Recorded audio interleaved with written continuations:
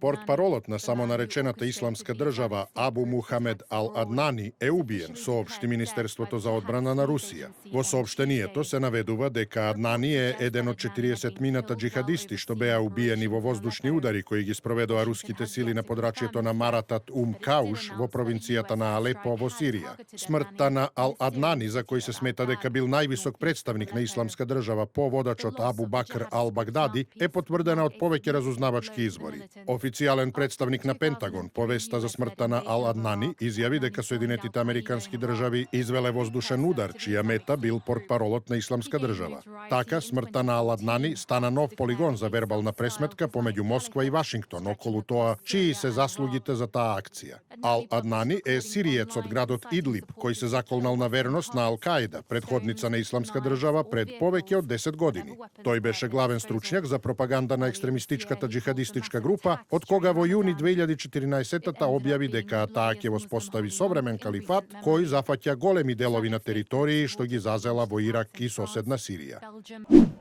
Првата жена председател на Бразил, Дилма Русеф, е сменета од таа функција. Во Сенатот на Бразил за нејзин импичмент гласаа 61 сенатор, додека против беа 20.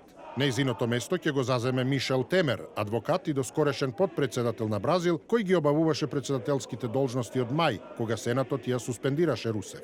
Темер ќе остане на тоа место 2 години и 3 месеци, колку што преостана мандатот на Русеф, а која го напушта председателското место, иако не загубила на избори. Таа е обвинета за буџетски малверзации и незаконски сметководствени активности, како и за противзаконски уредби за уплати на владата без претходна согласност од Конгресот.